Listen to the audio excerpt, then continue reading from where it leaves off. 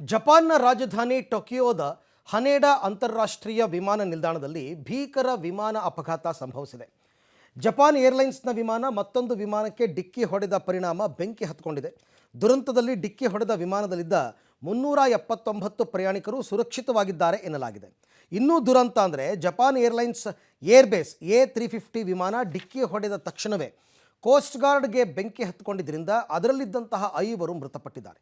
ಈ ವಿಮಾನದಲ್ಲಿ 8 ಮಕ್ಕಳು ಮತ್ತು 12 ಸಿಬ್ಬಂದಿ ಸೇರಿದಂತೆ ಎಲ್ಲ 379 ಪ್ರಯಾಣಿಕರನ್ನು ಸುರಕ್ಷಿತವಾಗಿ ರಕ್ಷಿಸಲಾಗಿದೆ. ಅಲ್ಲದೆ ಬೆಂಕಿ ನಂದಿಸುವುದಕ್ಕೆ ಸುಮಾರು 70 ಅಗ್ನಿಶಾಮಕ ವಾಹನಗಳನ್ನು ನಿಯೋಜಿಸಲಾಗಿತ್ತು ಎನ್ನಲಾಗಿದೆ.